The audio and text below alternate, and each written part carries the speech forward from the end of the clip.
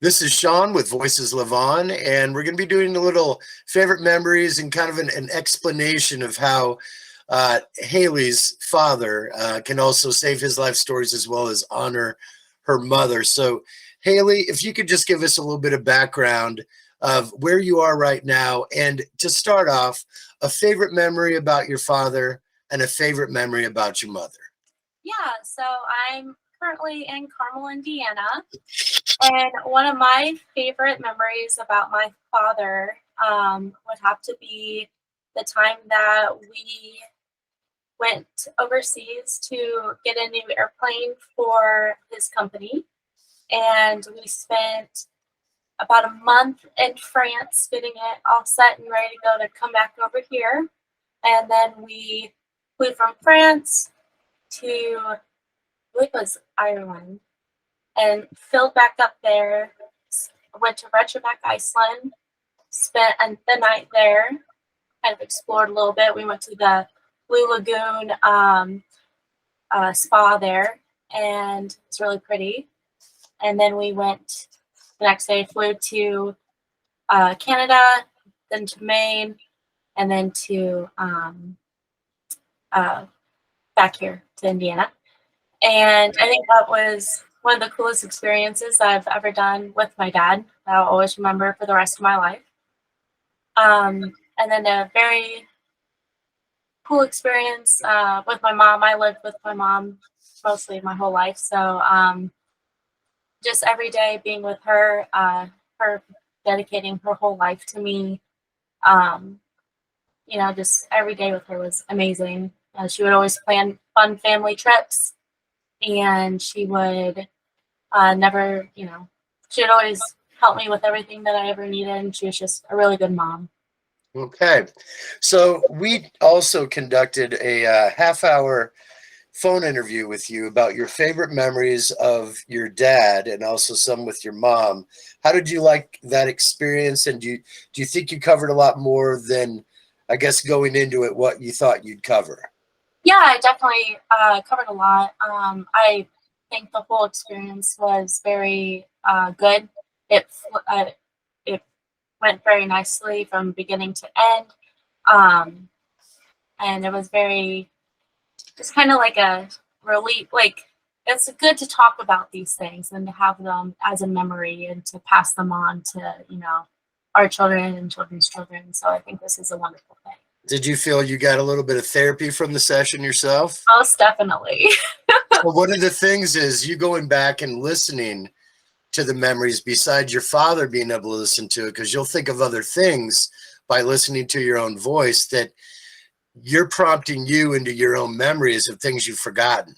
So one thing that we also do is we're able to incorporate images of the past. And if your father would talk about, for instance, the day he graduated becoming a pilot from flight school. I know that you don't know which city this is, but what's the thing your dad always told you about this day in this photograph? He always told me it was a really bad day to forget your hat, because you can obviously point them out from that statement. All right. And your father essentially worked for a lot of different airlines over the years. Is that right? He did, yes. He started his career with Air Wisconsin, and then I believe they got bought out by United, and then that transferred him into working for United for the rest of his career until he retired. You know, if you ever had any scary situations up in the sky that he told you about, the things that went sideways? Oh, yeah, there's he told me about some things that he's seen, and he saw like this one light one time that was like right in front of him and then went away really quick, and then UFOs. Yeah, we're talking right. UFOs. And then my mom was a flight attendant, and that's how they met. And he said that 3 times while they were flying together, they got struck by lightning. The plane did. And so he said that was kind of scary. All right. So your mother, she passed away about 1.5 years ago. Is that right? That's correct. Yeah, last January 20th, 2022. Mm-hmm. So one of the things that is a very helpful healing aspect of how we help families and friends interviewing each person individually about their favorite memories of a person, so they all can learn from everybody's perspectives, and the family then can pass on those segments to the kids and the grandkids and the extended family and the friends and everything. So what do you think about that concept? I think that's amazing. I think everyone has their own story about a certain person that they can remember, that's their favorite time with them, that, you know, not everyone knows about. And then them sharing that on a platform like this can, you know, and then everyone can go to that platform and watch all of these videos and listen and like just, you know, get more of a round and more perspective about a certain person than what they've already known about them. Kind of hit the nail on the head. So here's a shot of your mom and your dad, and you said this is before you were born, but the other shot is you getting ready to party in Key West at 3 years old. Is that right? You got that right. We lived in Key West for first until I was about 4. And that is a picture of Mardi Gras. I was about 3 there with my dad, and you know, you see the beads on my shoulders there, so around my neck. Just having a good time.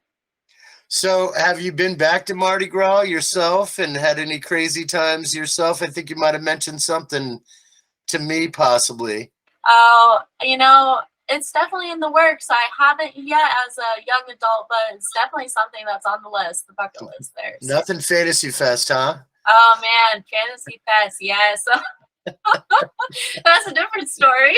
That's a different story. All right, so moving on. So here's your mother and her parents. Your mother, Tammy Lee. And how would you, like, how old do you think you would guess that she is in this photo? 15. 15? Yeah.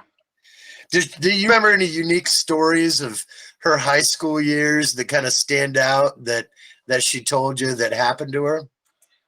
Well, mostly my mom was raised very like apostolic Pentecostal with like the long skirts, kind of cut her hair. She had a lot of family. I think she has 6 sisters, 4 brothers, comes from a very large family, and all by my grandma and grandpa, stair step age there.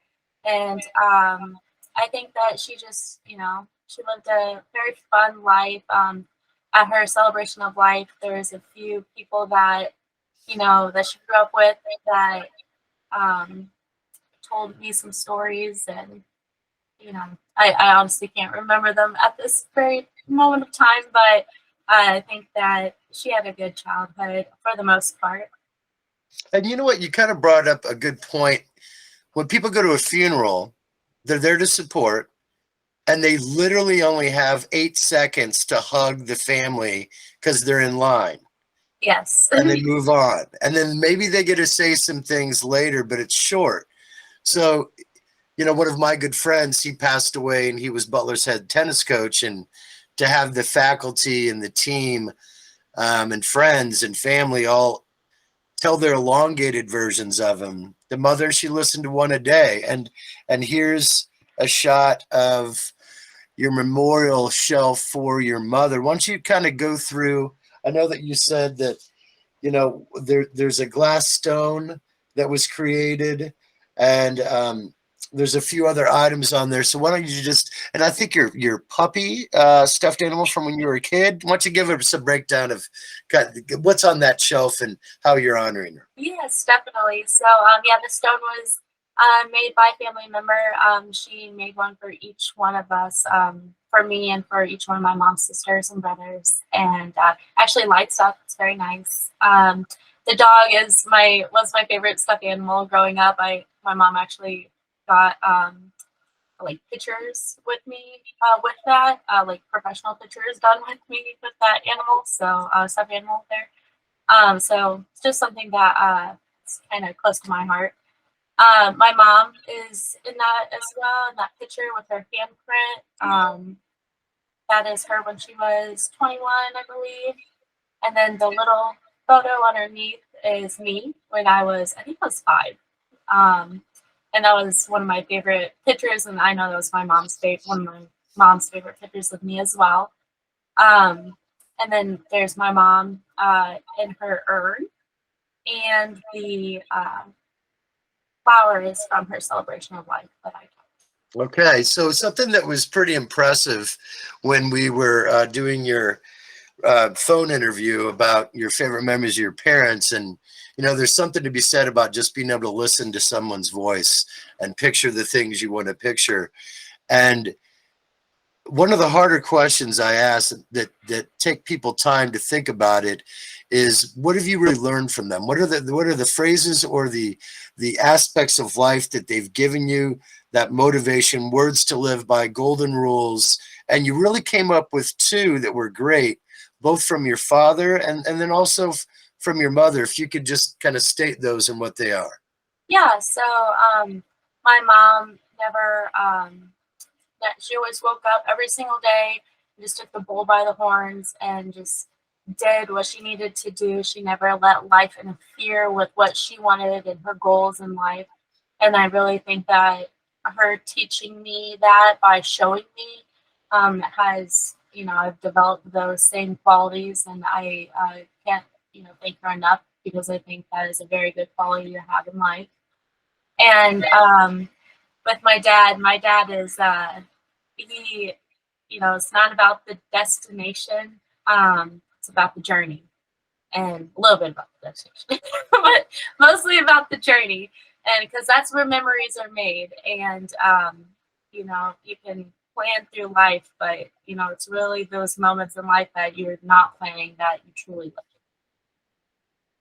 All right, so your dad, obviously, as a pilot, Yes. he's lived on the edge for a while. He's been flying around the world and being in charge of people, but somebody that has that drive, and especially you told me stories about taking the sailboat from Michigan City, Chicago to the Mississippi, and going all the way down with him. And he obviously loves the tropics from living in Key West, and also down. You said he's in the Panhandle right now, and Panama Beach. Is that right? Oh, yeah, Panama City. Okay, so here's a shot of a book that is signed from an individual that found the treasure from maybe the Spanish world or the French Armada, but one of them. Was that right?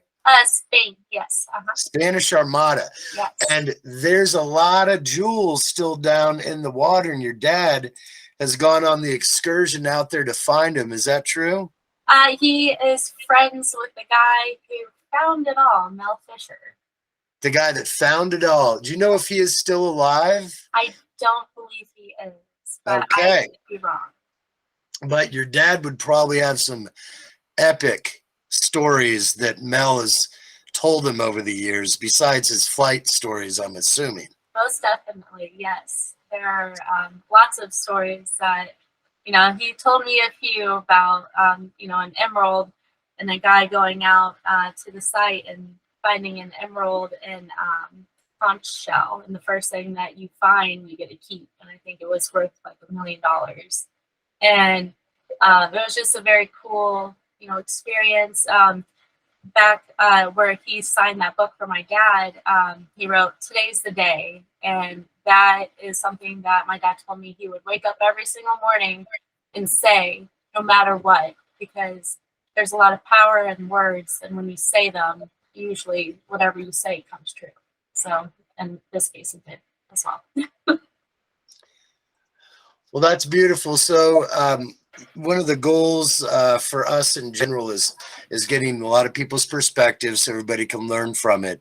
And your dad's going to be able to listen to a good half an hour of you getting into a lot of details. What if you're going to put yourself in his shoes? How do you think he would and will react to being able to hear you kind of walk through all those details and bring up all the different aspects of what you admire about him and great moments with him and everything else? Oh, he's going to just love it. My dad's very he's a great man, and I know he might even shed a tear, you know what I mean? So he's gonna absolutely love it, and he'll probably want more. He'll be like, "Hey, when's the next interview? I want to do one." Well, that's kind of the thing, is that he could do his favorite memories of you, so you could pass it on to your kids' kids. Yes. Right? Yeah. Like that's the beautiful thought behind being able to save these. And I mean, anybody can record themselves, but it's a lot easier to be walked through a conversation with topics and a goal. Would you agree with that? Yes, most definitely I would. Okay.